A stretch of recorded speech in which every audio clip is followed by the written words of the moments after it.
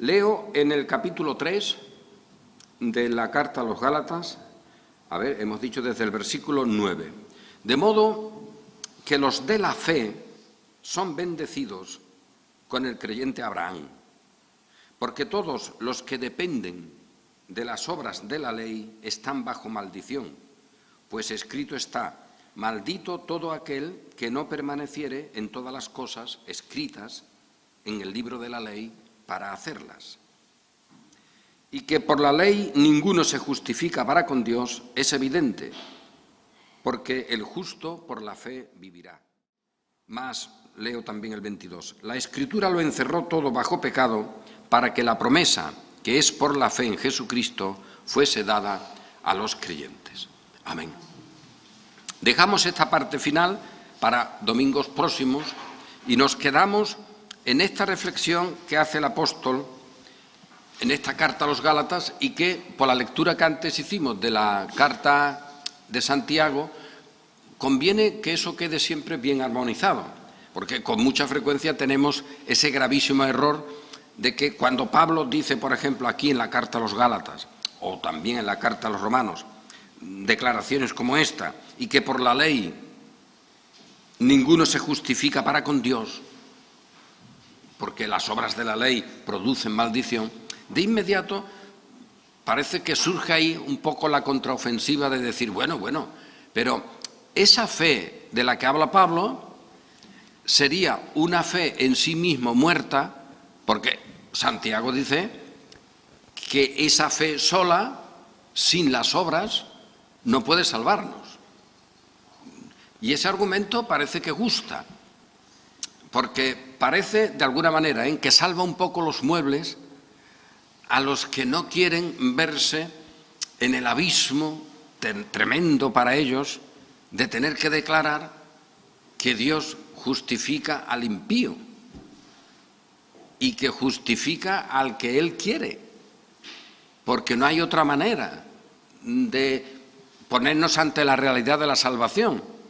Mira, si no hay ninguno que pueda aportar algo, ni uno, y todo lo que cualquiera pretendidamente que viene delante de Dios con sus manos llenas para aportar mérito, dice la Escritura, cuidado porque cuanto más traigas, más te condenas, porque ¿qué me traes? ¿Cumplimientos? Pues es que la ley lo que te dice es que estás condenado. Por lo tanto, el cumplimiento de la ley, hijito, para ti es la condenación. Por lo tanto, con la ley tú no vienes para salvarte. Aprende bien el asunto. Todo lo que tú traigas con la ley, a ver qué pone ahí debajo. Fíjate bien, está subrayado, condenación y muerte. Porque todavía tú podías decirme, oye, sí, pero fíjate que yo 99 veces la he cumplido, cosa que no es verdad, pero tú te lo crees. Pero tú no has escuchado bien a Santiago y a la propia ley que dice, oye, esto tiene que ser integral. Por eso con la ley siempre se dice, será salvo el que hiciere, porque nunca se puede saber antes. Tienes que estar haciendo perfectamente todo desde que naces, en palabras, obras, pensamientos. Oye, que ya decir esto solo es echarte para atrás, pero como tú eres muy animoso, te vienes y me dices, oye, que yo he cumplido el 99%, que no es verdad. Pero fíjate, la ley con que falles una vez, en cualquier momento, además, la has traspasado. Es decir, la cadena, es verdad, solo de un eslabón se ha roto, pero está rota. Eso se ha soltado. Fíjate qué bien, tú ibas en todos los escalones, pero en uno te has caído, pues te has caído, vaya. No puedes decir que lo tienes.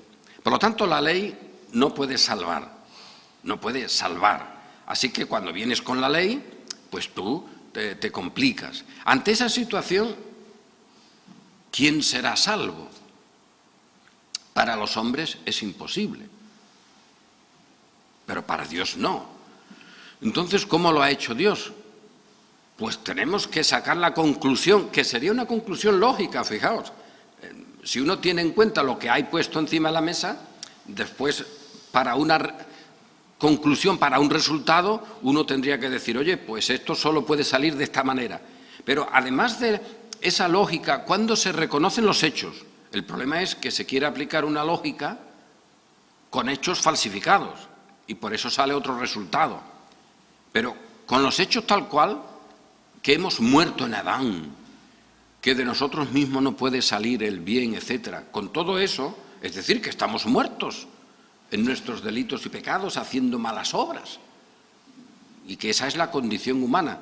Pues si ahora hay alguien santo en esa condición y calificado por Dios como justo, es decir, justificado, que no está condenado, pues esto solo puede venir de Dios. Esa sería la conclusión. Pero claro, para no sacar esa conclusión que te deja en el abismo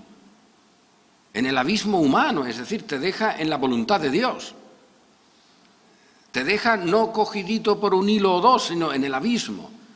No tienes dónde apoyarte, no hay manera de tener vida, porque no se tiene, pero eso ya te lo ha dicho el Señor. Pues bien, en ese abismo es donde aparece la buena nueva, el Evangelio de la salvación. Ahí es donde aparece la palabra de salvación, el Evangelio donde se muestra la gloria de Dios en la faz de Jesucristo. Ahí aparece el Redentor, el que te ha redimido de esa condición y maldición. Ahí aparece, pero claro, si aparece, aparece porque quiere. Y redime, pagando al que Él quiere, porque no hay nada previo. Y eso te deja en un discurso que para el corazón humano, para la carne humana, pues le chirría bastante. Oye, que todo depende de la voluntad de Dios. Y que el Evangelio de la salvación es de la gracia de Dios. Eso que tantas veces se dice, solo por gracia. Sí, sí, pero con este significado, no con otro. Como eso es duro, la carne intentó arreglar un poco y dijo, no, pero tampoco es un abismo esto, ¿eh? Está uno un poco estropeadillo, pero todavía tiene una facultad, un mecanismo con el cual se puede aportar algo. Y lo que realmente te dicen estos, Santiago está diciendo es que, cuidado ahí, en el abismo no se está, en la muerte para que la fe solo sea lo que justifique, eso Santiago no lo admite, porque Santiago le está diciendo a los demás, oye, esa fe será muy bonita, ¿vale? Pero tú la tienes que complementar con tus obras. Y eso es lo que está diciendo Santiago. Y esta gente te lo presenta así. No te dice, oye, Santiago tiene un problema delante de sí que se puede tratar y es legítimo tratarlo ampliamente, a ver qué está proponiendo Santiago cuando dice que la fe sola no salva. Si tú dices que tienes fe, pues, oye, muéstrame tu fe por tus obras, hijo, a ver qué pasa. Yo te voy a decir si esa fe es muerta en sí misma o no, porque hay una fe muerta en sí misma. Pero claro, la cuestión es que Santiago lo que está declarando es la fe muerta en sí misma es la que no es de Dios. Y cuando Pablo dice que la fe que salva y es la única manera de ser salvos, ¿qué nos está diciendo? ¿Que esa no es la fe de Dios? Es decir, que Santiago lo que está diciéndonos es, bueno, Pablo está hablando de una muerte, cuando le escribe a los Gálatas o le escribe a los romanos diciendo que por la ley nadie será justificado porque esto solo se puede hacer por la fe, etc. En realidad Pablo está hablando de una fe muerta en sí misma, a la que hay que complementar. Pues no, este argumento no nos vale para nada. ¿Quieres a Santiago? Vámonos con él, porque Santiago no está en contra de Pablo ni mucho menos. Santiago está en contra de algunos que tenían el entorno suyo, mayoritariamente judíos, hay que decirlo. Él incluso cuando habla de iglesia o de congregación habla de sinagoga, porque él tiene en cuenta el contexto donde él enseña la fe y ese contexto mayoritariamente era judío. Y ya hemos leído, oye, vamos a ver, viene alguien a la sinagoga, a la congregación, y resulta que viene bien plantado y bien vestido. Entonces tú sientes afecto, te unes por una simpatía con él. ¿Por qué cosa? ¿Por la fe que tiene? No, por la pinta que tiene. Y luego viene otro andrajosillo y tienes un afecto diferente. ¿Por qué? ¿Por la fe que tiene? No, por la pinta que tiene. Este es el contexto. Y este contexto tendríamos que decir muchas veces, oye, que hay muchos de estos que presumen tanto de obras, que vaya como obran. Cada vez que obran, con todo respeto, como dijo aquel, la defecan, cada vez que obran la defecan. Estos que tanto te hablan de obras, vaya las obritas que te van dejando de marca. Normalmente ocurre, ¿eh? No hay nada más que encontrarte con alguien que presuma para tú decir, oye, pues vamos a ver el caminito, y lo puedes ir hasta viendo, ¿eh? Por los logros humanos, que al final de cuentas es lo que la naturaleza humana produce. Pues bien, lo que Santiago está diciendo, esto, hermanos, no es de Dios. A ver, porque no habéis leído, no habéis escuchado que el Señor ha elegido a los pobres para que sean ricos y que tengan el reino. Bueno, pues si viene un pobre, ¿tú qué miras? ¿Su condición exterior de pobreza? ¿O la fe? Es decir, lo que lo pone en el lugar de cualquiera para ser parte del reino de los cielos y ser rico en el reino del Señor. Pues si tú miras las cosas de apariencia, entonces tú estás en contra de la verdad y estás en contra de la ley. Es más, estás condenado por la ley. Porque esa ley que se proclama resumidamente en amarás a tu prójimo como a ti mismo, tú no la estás aplicando. Porque no estás amando por la condición propia del creyente, sino por lo que aparezca ahí de cosa exterior. Es más, Santiago dice, tu corazón no está en comunión por la fe, sino por las apariencias. Y aunque quieras ponerte bien y decirle al pobre, bueno, mira, tampoco eres tan malito, pero tu corazón no está con él. Y luego Santiago tiene que decir, pero hijos, ¿no os dais cuenta los ricos? Vaya, hombre, que ahora resulta que en la Iglesia lo que capacita, lo que da gloria es la riqueza. Pero ¿no habéis visto lo que produce la riqueza en el mundo? ¿Que la riqueza os está dando algo? ¿No os está maltratando? El concepto de riqueza, lo que produce la riqueza, ¿eso que es un bien para la Iglesia? ¿No veis cómo la riqueza está produciendo persecución y os están llevando a los tribunales y os están maltratando? Tan tontitos sois que ahora vais a poner en la Iglesia como fundamento de la comunión aquello que es precisamente lo que maltrata al creyente en el mundo. Pues eso es lo que estaba ocurriendo en el contexto de Santiago. Y Santiago, en ese planteamiento, dice, bueno, ¿y ahora tú me dices que tienes fe? O sea que Santiago le está diciendo a estos que quieren complementar la fe con sus obras, con su actitud, Santiago les está diciendo, pero ¿qué actitud me traéis? ¿Cuál es vuestra actitud? ¿Cuál es vuestro complemento? ¿Con qué queréis hacer justa, adecuada y válida la fe? Me traes unas obras que vaya obras, las obras que en la Iglesia se consideran válidas. Y Santiago está diciendo, esas obras, hijo, demuestran que tu fe está muerta en sí misma.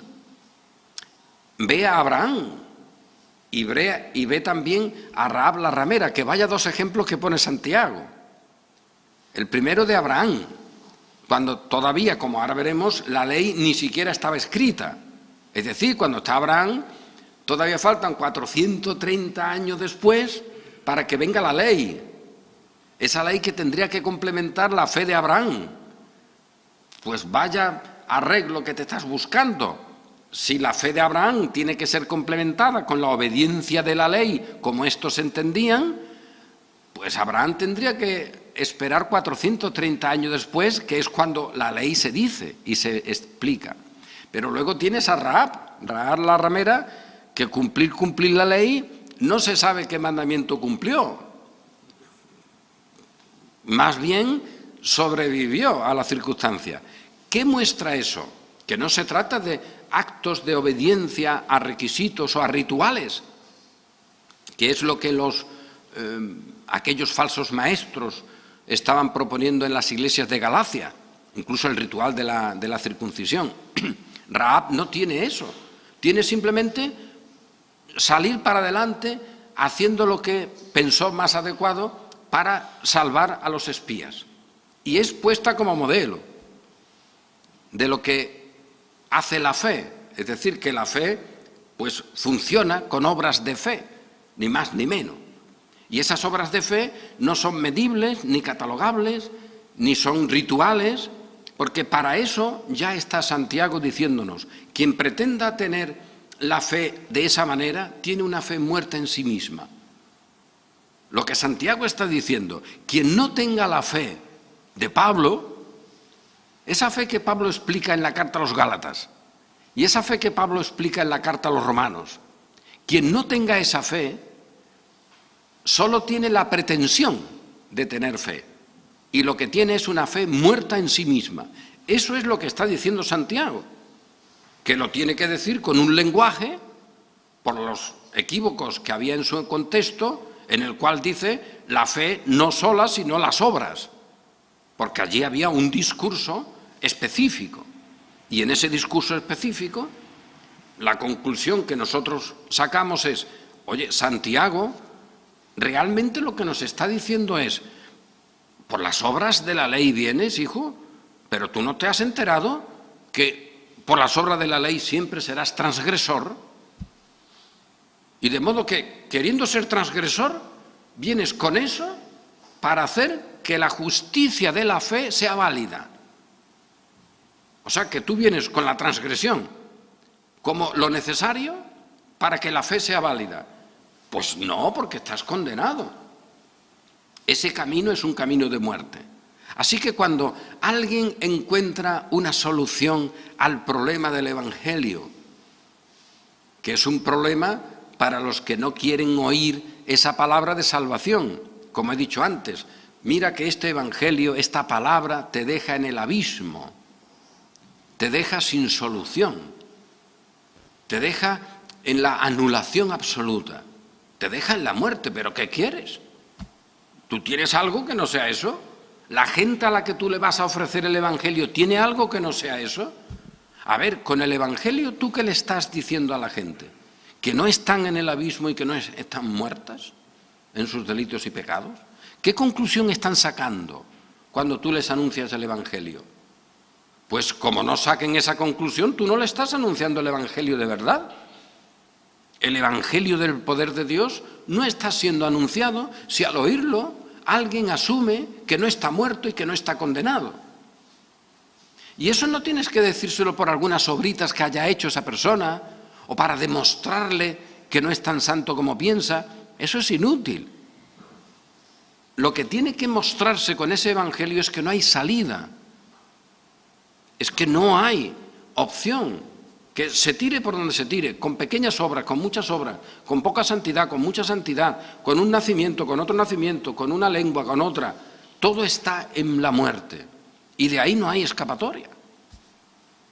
Pero ahora el Evangelio, ese que chirría tanto a estos oídos del diablo, a estos oídos de la naturaleza humana, el Evangelio te dice, pero Cristo nos ha redimido de esa maldición. Pero esa maldición es cierta, esa maldición está ahí, esa maldición es la existencia humana en su expresión. Nosotros no tenemos otro lugar para explicarle a la gente, oye, ¿qué le vas a decir a los que oyen el Evangelio? ¿Que están en otro lugar? ¿Que si le dices que están bajo maldición te van a escupir? Que hagan lo que quieran. Los muertos que hagan las cosas de la muerte, pero ¿qué vas a esperar? Y en medio de eso, la palabra de poder es la que dice que Cristo nos ha redimido de esa maldición. Y entonces empieza la explicación del Evangelio. Oye, ¿y cómo nos ha redimido este? Te podrá preguntar alguien, pues mira, hecho por nosotros maldición. Porque eso no fue fácil, eso no fue un arreglillo. Esa condenación tremenda, ese abismo absoluto de la naturaleza humana, de todos, desde el niño pequeñito al más viejito, desde un país a otro, desde el que trae la ropa estupenda al que trae andrajos, es igual, no solo de una manera o de otra, siempre hay condenación y muerte. Pues mira, de ahí, de esa maldición, que además es el colmo, pero ¿cómo quieres salir de ella? ¿Por obras de la ley o por cumplimiento de leyes? Que precisamente esa ley es la que produce la maldición. Pero ¿cómo vas a salir con la espada con la cual te matas? Ese es el colmo, ¿no? Recuerdo en esto uno de los emblemas de Giorgino de Montenay, que precisamente tenía esa explicación. Se ve en el grabado a uno que se está matando con una espada. Esa es la idea. Oye, tú coges la espada de la ley y tú vas ahora con la ley para intentar salir de la maldición, pero si la ley lo que hace es producir la maldición, ¿cómo vas a obtener la vida por el camino donde se pierde la vida y donde la condenación ha venido?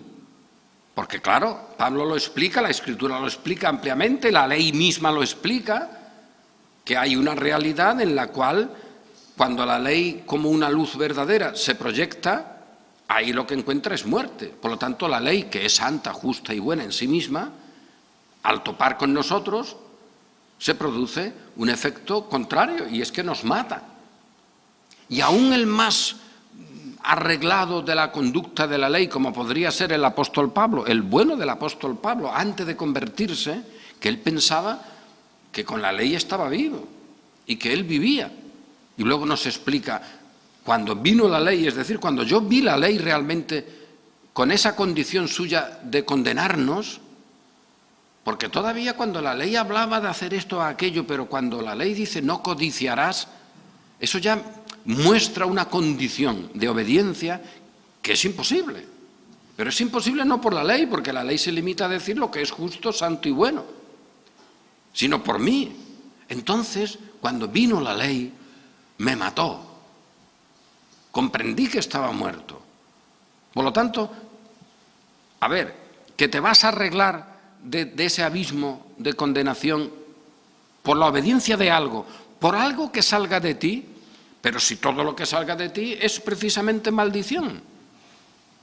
¿El resultado, pues, cuál es? Pues el resultado es lo que te dice el Evangelio, que estás en maldición, que no hay manera de salir de ahí. Entonces, ¿qué pasa? ¿Que no hay nadie que sea salvo? Sí, los elegidos. Ah, pero entonces, ¿que Dios va a hacer lo que quiera? Discute, hijo. Sigue discutiendo. Chirría los dientes. Haz lo que quiera, pero es que esto es así. El Señor ha sacado de ahí a los suyos. Fíjate en Abraham, el primero que podemos poner ahí como el modelo que Dios usa para salvar a los suyos. Antes de que el Señor se encontrara con él, allí en medio del paganismo, y que hiciera un testamento y un pacto con él, ¿qué tenía Abraham?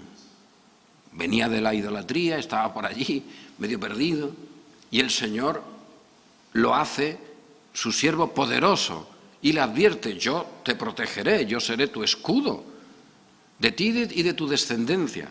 Pero para que alguno ya no empiece a equivocarse y diga, la descendencia, pues entonces fenómeno, vamos a ver si yo tengo algún hilo en lo que conectar con la descendencia de Abraham según la carne. Y desde el momento te dice, no, por ahí no vayas. Este pacto es por la elección de Dios. Y fíjate, si alguien quiere, mi apóstol Pablo te podría decir el Señor, ya lo explicó en la carta a los romanos, para que la promesa y la elección permaneciese, se le dice al que era el primogénito, aquel que tenía la línea de la bendición, pues tú la pierdes, y el que está primero será el segundo, se quedará atrás, porque no es por la línea humana, no es por nada humano, ni siquiera de nacimiento, cuanto menos por obras. Si ni siquiera eso vale en aquel que ha sido elegido, que tampoco automáticamente el hilo es que los que nacen de ahí tengan ese plan, porque puede haber cambios en los planes del Señor, y de hecho esa es la demostración continua. El que correspondía según la carne, pues ese no va a funcionar, el otro, y así sucesivamente hasta el día de hoy, para que la realidad de la promesa se mantenga por la elección, por el que llama, y no por las obras, porque aún no habían nacido, ni habían hecho, según las medidas humanas, bien ni mal, y el Señor dijo, a uno amé y a otro aborrecí, es decir, a uno lo tuve conmigo y a otro estaba sin mí. Pero este Dios yo no lo quiero. Normal, que tú no lo quieras, pero ¿qué le importará a Dios que tú no lo quieras? ¿Y a mí qué me importará que no lo quieras? Es que eso es lo normal. ¿Me estás diciendo algo nuevo? ¿De la rebelión puede salir algo que no sea rebelión?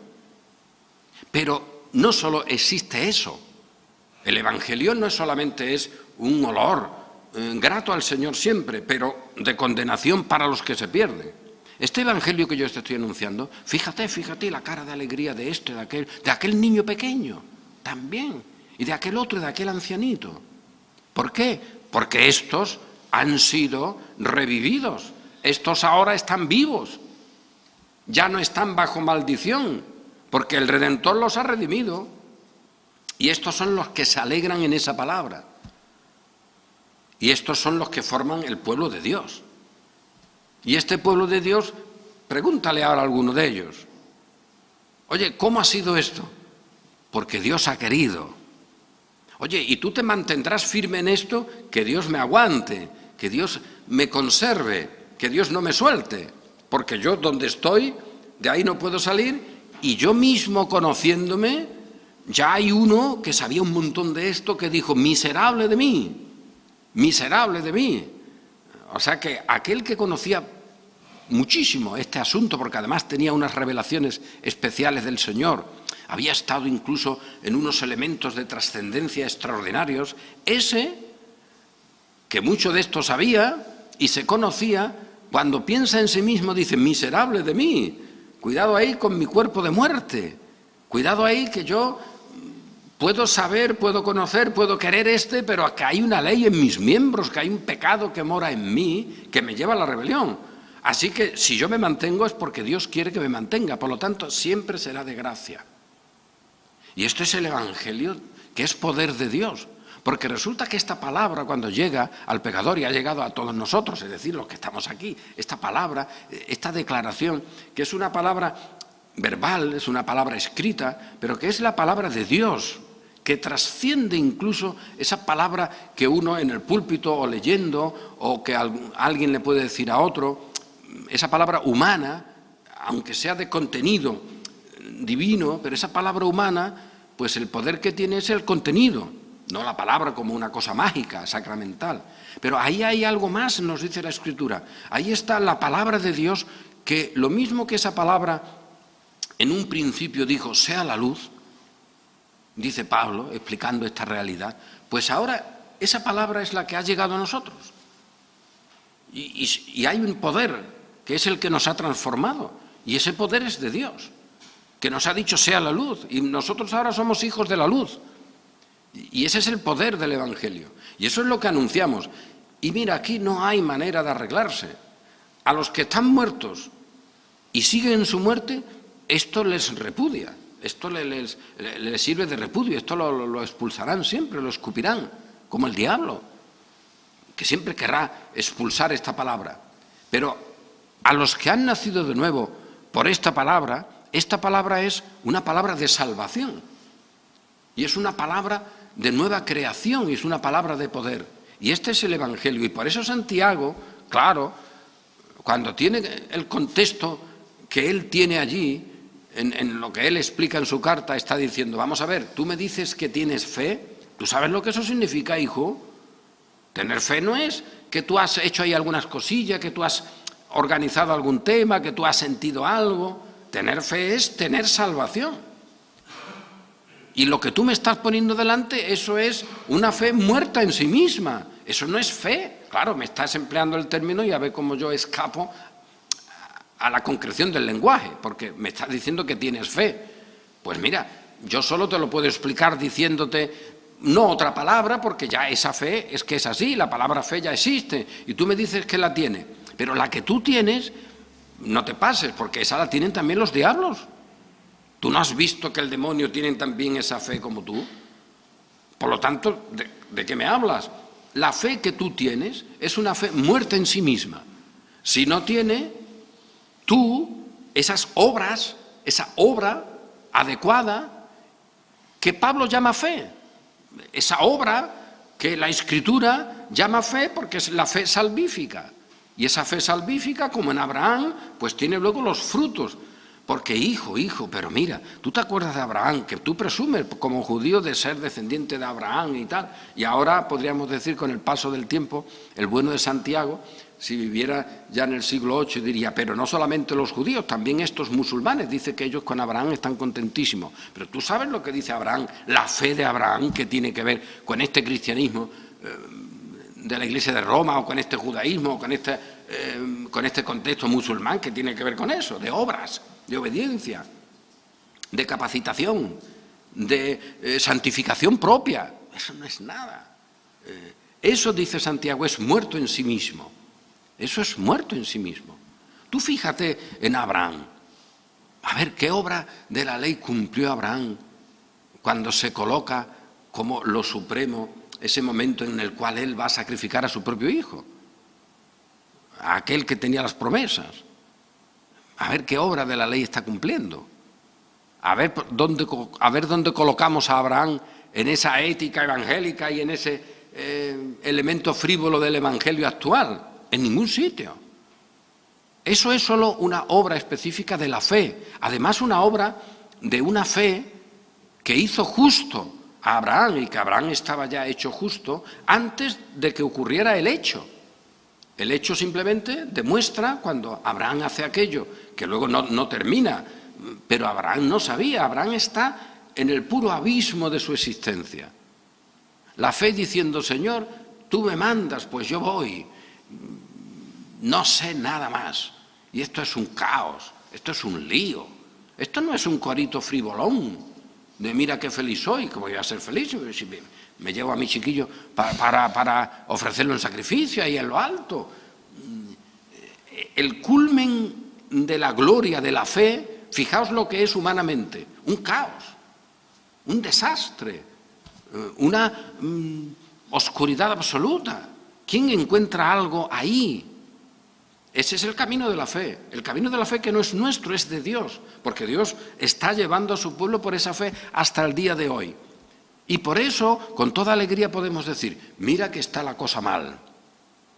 Está la cosa mal. Bueno, uno tiene una mirada relativamente reducida, pero la cosa está mal. Hay gente que te habla de la ciencia que va a solucionar todo. Hoy día te encuentras cualquier programa en televisión o en alguna prensa y te encuentras algún fulanito por ahí hablando de que dentro de no sé cuánto tiempo ya la enfermedad desaparecerá, cuando hay más cáncer que nunca.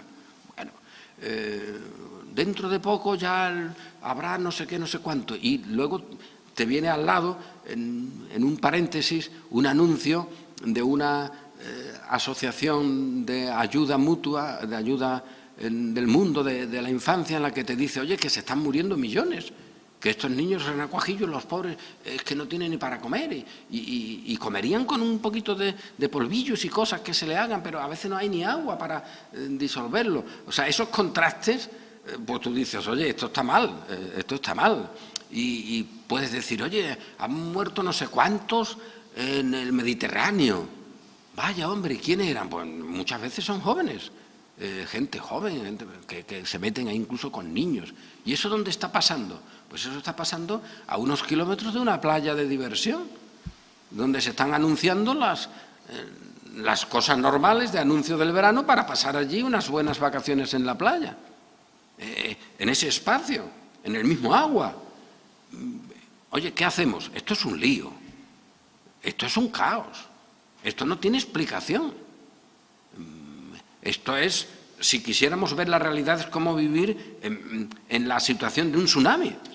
¿Qué haces tú ahí? Pues agarrarte donde puedes, no sabes nada. Pues esta es la realidad. Estas son las obras del diablo. Mentiroso, homicida desde el principio.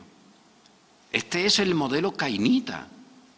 Esta es la cultura cainita. Una cultura de edificación de ciudades, de arte, de música, de ciencia, de empresas, pero fuera de Dios. Y esto es lo que tenemos. Y esto lo tenemos en medio de naciones que se llaman cristianas, que luego estamos en el culto. Pero no hay manera de explicar esto. ¿Qué hacemos si es que no sabemos qué hacer?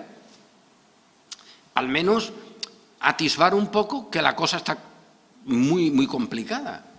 Todo esto es un abismo también. La historia es un abismo. ¿Cómo sabemos una parte u otra? Nos enteramos algo cuando ya ha pasado, pero todo es un caos. Oye, entonces ¿tú qué eres? ¿Un pesimista? Un pesimista no. Reconocer que esto está mal, porque el mundo está puesto en maldad. Y de esa maldad, mira, no me vengas ahora a ser muy evangelista y a hacer tonterías, que de esa maldad solo sale maldad, hombre, por un lado o por otro. Y solo sale ignorancia. En medio de todo eso, sin embargo, la fe, la mirada de la fe, es una mirada luminosa, es una mirada de triunfo, es una mirada que ve a Dios y la gloria de Dios en la faz de Jesucristo, del Redentor, el que nos ha redimido. Y en Él tenemos luz, pero no tenemos cambio. Es decir, que el muerto se sigue muriendo, pero tenemos luz para decir, pero esto no es todo. Hay algo que en medio de esta muerte está sacando vida. Y esos son los propósitos del Señor. Y ese es nuestro consuelo. Y no es una manera de decir, bueno, mira, ya con eso me tranquilizo y ya con eso se acabó mi responsabilidad. No, la responsabilidad de cualquiera será la que tenemos siempre. Y es una responsabilidad que está ahí y que uno tiene cuando te piden pan, darle pan y no decirle bendiciones. Y que cuando uno está sin ropa, pues dale alguna ropilla. En vez de decir el Señor te proteja. No, hombre, dale tú la ropa y protégelo tú que estás allí al lado, que ya el Señor lo protegerá en otro momento. De momento, protégelo tú. Estas realidades las tenemos siempre. Pero en medio de todo eso, ¿qué nos encontramos? Pues el camino de la fe es un camino de oscuridad, que ve las cosas realmente oscuras, sin solución, pero al mismo tiempo, en la persona de Cristo, ve la luz absoluta, la luz plena, el sentido pleno. Y eso no puede salir de nosotros, eso lo pone Dios en nosotros. Y eso hace que nosotros ahora, en este tiempo, vivamos, como Pablo nos explica, una parte en nuestro cuerpo miserable de mí. ¿Quién me librará de este cuerpo donde todo está oscuro? Pero al mismo tiempo tenemos la luz de que somos, por eso, hijos de luz, que podemos ver, no caminamos en tinieblas, el que me sigue verá la luz, esta condición de estar en Cristo, incorporados a Él, ser una cosa con Él, nos hace ver la luz suya, que es la luz de Dios, y en ese ámbito participamos con la herencia y de la herencia de los santos en luz. Y esa gloria del culto celestial la tenemos nosotros, pero nunca por las obras de nuestra carne, nunca por los complementos que podemos poner, sino por la fe. No hay manera. A ver cómo nos ponemos en conexión, en participación de la herencia de los santos en luz. ¿Cómo nos ponemos? Pues fijaos, la Iglesia de Roma, a través de los méritos de no sé cuánto, cuando pases del purgatorio no sé qué, tocando la reliquia de no sé cuánto, así te pones en contacto. Obras humanas. Los evangélicos, pues yo no sé ni cómo. Sintiendo algo, yo qué sé, cada uno, unos mucho, otros poco, pero la cosa está por ahí. Y en medio de todo eso, pues el Señor nos lleva adelante y ese es el camino de la fe. Por eso, y termino, hay ante esta situación una posición incluso de sentimiento doble. Por una parte, podríamos estar tentados a decir, oye, pues es verdad, esto es así, pues yo paso, yo voy a vivir lo mejor que pueda y ya está, porque esto no tiene arreglo. Esa sería una sensación, pero por otra estamos diciendo, oye, pero hay luz, hay una palabra que anunciar, hay una gloria de Dios que vivir y que tener, porque también la tenemos. A ver, que el miserable de mí ya lo tienes. ¿Y ahora qué vas a vivir? ¿Toda tu vida con el miserable de mí? Yo sé que en mi carne no mora el bien. Bueno, ya lo sabemos. ¿Y ahora qué? Porque Pablo lo sabía.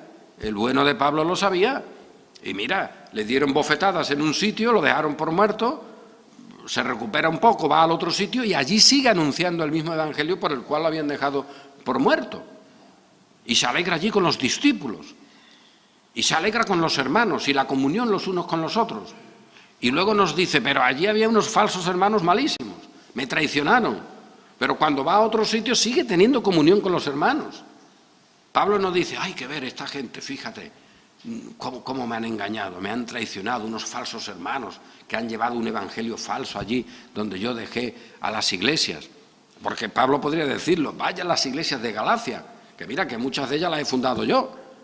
Y en estos viajes misioneros, caramba, que yo fui el que puso allí a los ancianos. Vaya ancianos que puse, porque al poco han llegado allí unos maestros que están contándole unas cosas y me los están perdiendo a todos. Les tenía que dar un gorrazo a estos. Pablo podría decir, pues yo ya ni quiero ancianos, ni quiero iglesia, ni quiero nada, porque yo, ¿qué voy a hacer? Si es que esta gente son malísimos, la corrupción humana. No, Pablo escribe la carta a los Gálatas y les dice, oye, que estáis perdidos, vamos a ver, reaccionar. Es decir, que por una parte, la comprensión de la realidad oscura no debe de producir el sentimiento final de que ahí nos quedamos. Porque Pablo no se queda en la experiencia de su carne y de su inutilidad, que podría ser una escapatoria psicológica. No se queda ahí. Sabiéndola, sin embargo, sigue funcionando. Y se alegra en que, a pesar de todo eso, no hay condenación para el que está en Cristo Jesús, que ya no vive según la carne, sino según el Espíritu. Bien, pues ante nuestra situación podríamos ponernos en cualquier época de la historia. Y ponernos en cualquier época de la historia y en cualquier situación social. Es evidente, si uno fuera un rey que tiene pues muchos súbditos en muchos territorios, su situación no es la misma de un trabajador en el campo que cultiva allí su tierrecilla y sus 4 gallinas y ese es su trabajo diario. El trabajo del rey es enorme, el otro es enorme pero más cortito y muy digno cada uno. Es decir, que las circunstancias pueden variar, pero pongámonos en la nuestra. Tenemos, concretamente, en España, ¿para qué vamos a irnos más lejos? Un pueblo evangélico perdido. Es verdad. Luego está la cosa de que hay señales, individuos, aquí o allá, algún grupito, donde la gracia del Señor, porque siempre es por la gracia del Señor, pues ves ahí un poco de luz, un poco de comprensión de la realidad de la obra de Cristo. Pero en una mayoría eso es un caos, Y luego reconoces el ámbito donde vives y dices, pero si es que hay que ver, mira, fíjate, cuando el franquismo con el catolicismo romano de la mano, ese abrazo bajo palio del que hoy nadie quiere hablar, pero que se fue multiplicando durante una década y otra, donde las escuelas solo podían enseñar una cosa, donde no podías ser ni siquiera profesor si no firmabas como católico romano obediente al Papa y cosas de ese tipo, y eso no hace tanto.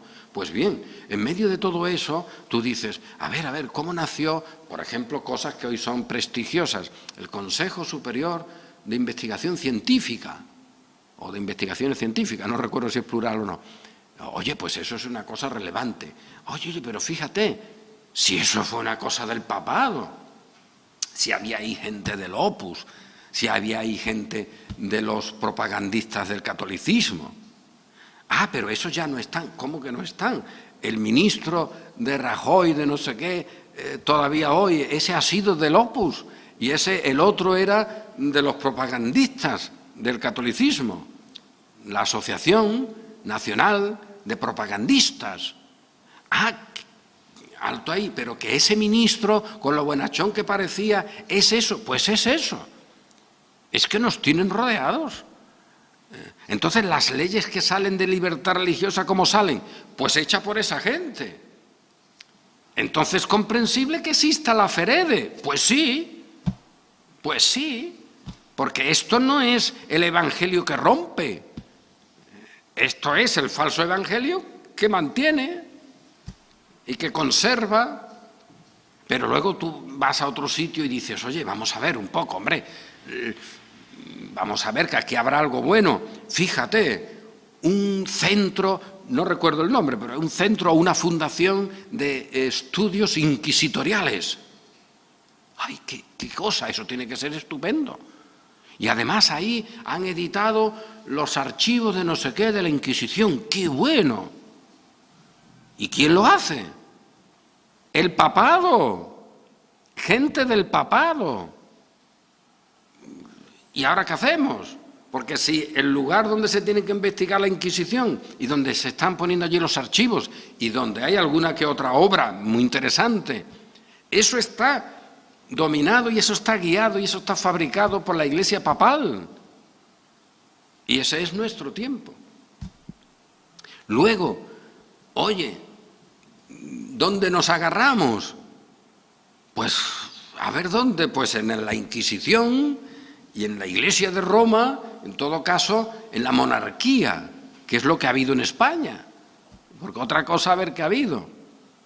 Entonces, eso solo hay que arreglarlo y te sale algún libro, como este famoso de Imperofobia y leyenda negra, ¿no?, de esta profesora malagueña, Roca Barea, con un montón de ediciones, una falsificación de la historia absoluta,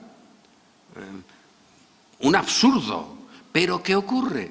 Que te sirve para decir, alto ahí, que los españoles tan malos, no, hombre, los otros también, y sacas pecho. ¿Qué es lo que se pretende con eso? Pues defender la condición de España de la contrarreforma, el contraevangelio de la historia de España. Y eso es lo que se pretende. Y en medio de todo eso ahora sale una fundación, creo que se llama así, Fundación Hispánica, de no sé qué. Es una fundación patrocinada por gente de la alta empresa,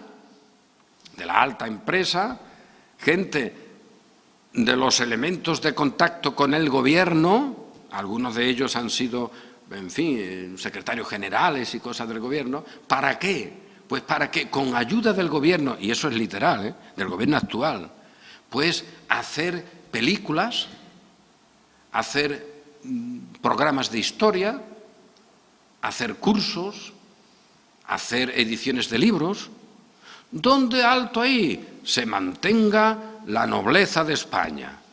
Esa nobleza que produjo la Inquisición, esa nobleza que produjo el absolutismo, la antidemocracia permanente de España, y todo eso pues amparado por el mundo de los partidos políticos. Ante eso, ¿qué ganas nos quedan? Pues por lo menos soltar un grito e irnos para alguno, o decir, estamos perdidos. Editamos algunos librillos, hacemos alguna cosilla, pero si es que no se entera nadie. Y esto, fíjate, está todo ahí, estamos perdidos. Esa es la sensación que puede quedar. Y cuidado, comprendamos la realidad para no falsificarla, pero por encima de todo eso está ahí la luz de nuestro Señor. Y sabemos, ¿qué pasa? Que están todos así, todos los poderes.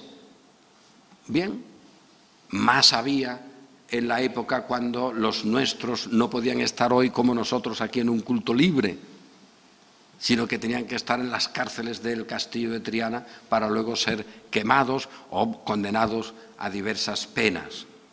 ¿Y qué pasa? El Señor controlaba.